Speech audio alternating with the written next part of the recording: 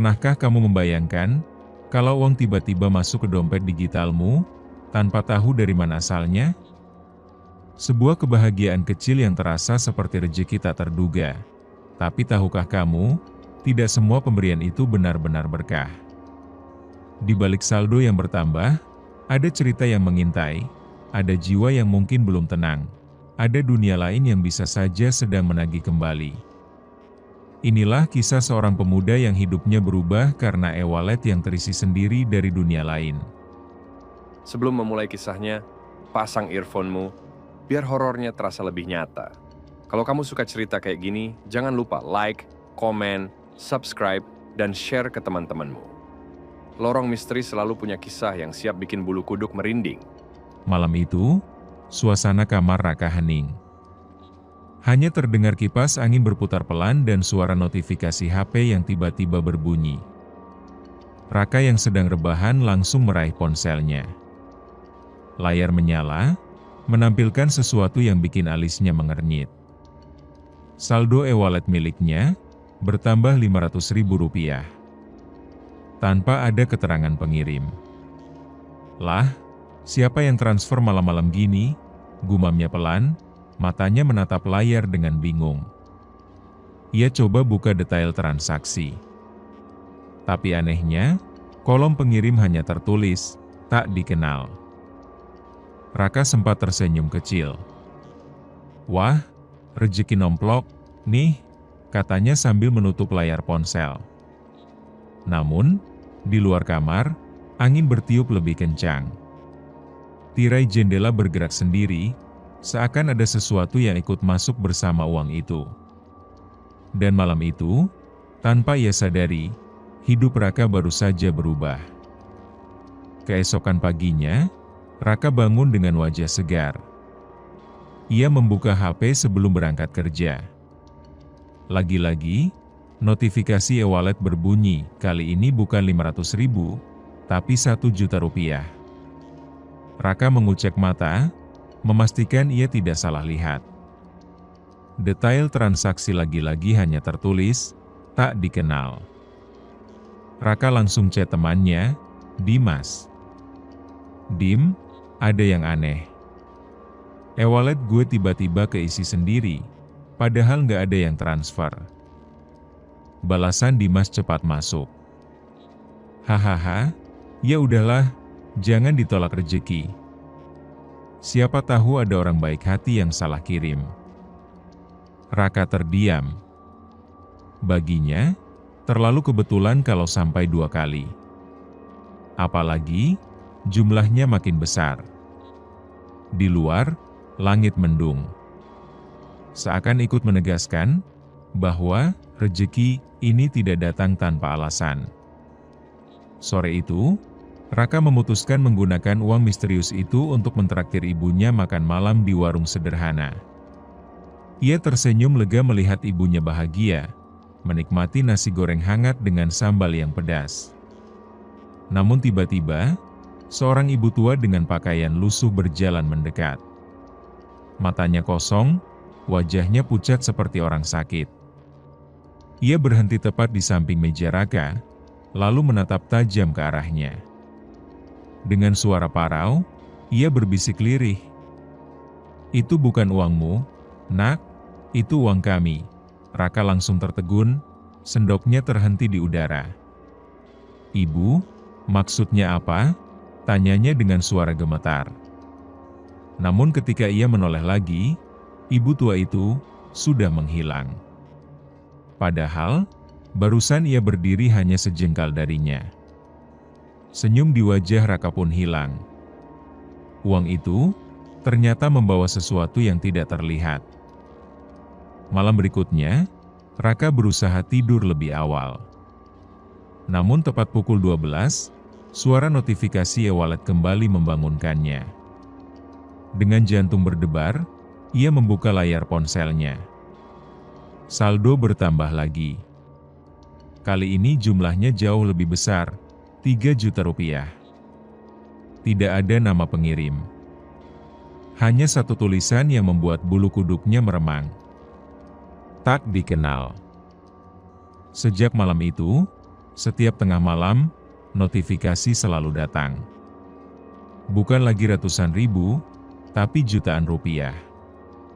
Dan setiap kali saldo bertambah, Raka selalu bermimpi buruk. Ia melihat wajah-wajah asing, penuh luka, penuh darah, jeritan meminta tolong. Raka terbangun dengan napas terengah. Tubuhnya basah oleh keringat. Sambil menggenggam ponselnya erat, ia berbisik pada diri sendiri, "Ini bukan rezeki, ini kutukan." Keesokan harinya, Raka memberanikan diri menghubungi customer service e-wallet. Dengan suara panik ia bertanya, "Mbak, saldo saya terus bertambah, tapi pengirimnya selalu tertulis tak dikenal. Bisa dicek nggak, itu siapa?" Petugas di seberang sana sempat terdiam lama, lalu menjawab pelan, "Maaf, Mas, transaksi yang Anda maksud tidak ada di sistem kami. Tidak ada catatan saldo masuk." Raka membeku. Tangannya bergetar memegang ponsel. "Bagaimana mungkin?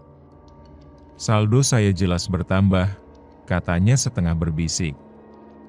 Sambungan telepon mendadak dipenuhi suara berisik, seperti rintihan orang banyak. Lalu telepon terputus begitu saja.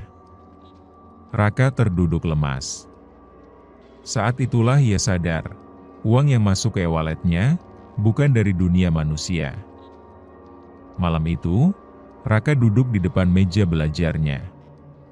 HP-nya tergeletak di samping, baru saja menampilkan notifikasi saldo masuk sebesar 10 juta rupiah.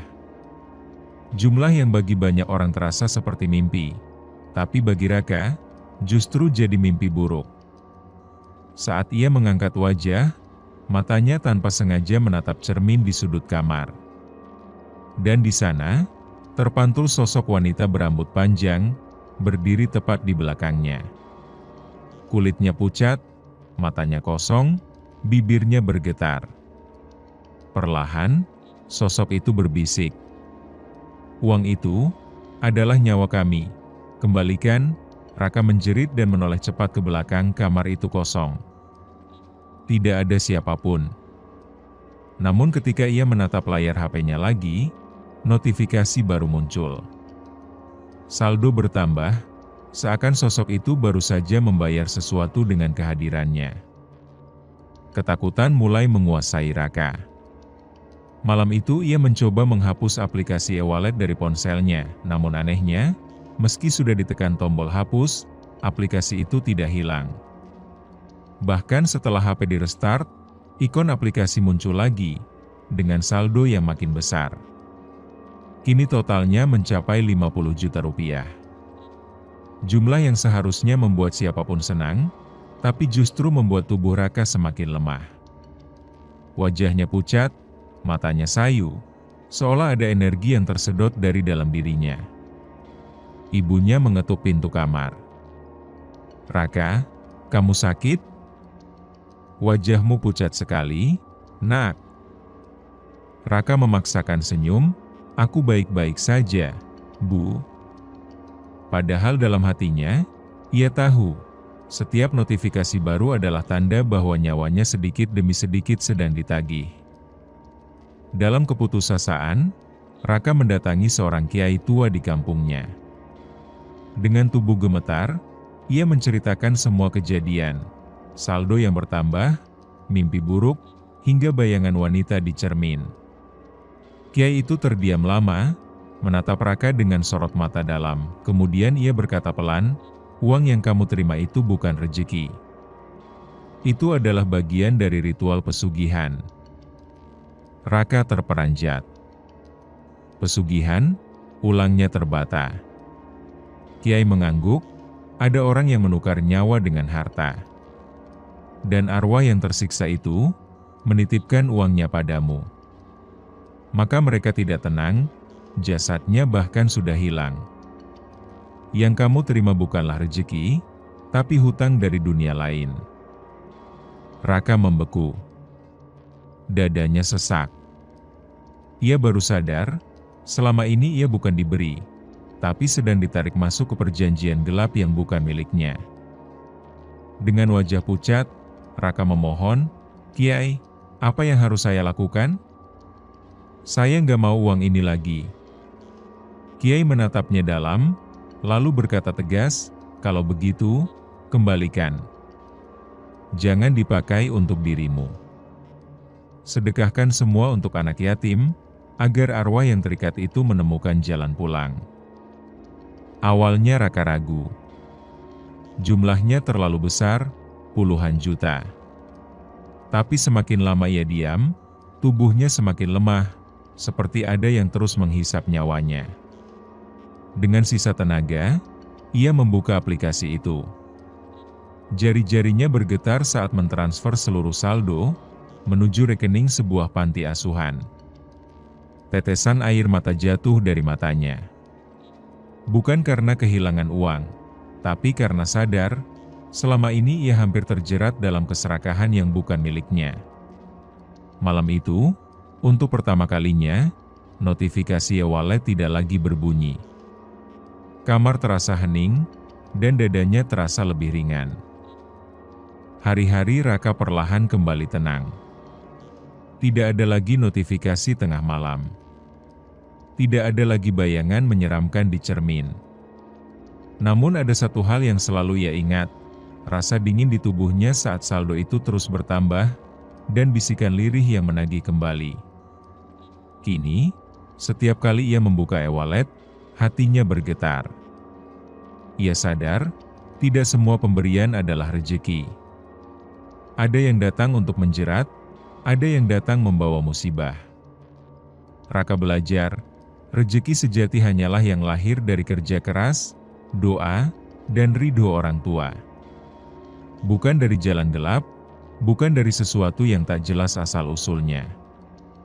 Dan jika suatu saat kamu mendapati saldo e-walletmu tiba-tiba bertambah tanpa alasan, ingatlah kisah ini.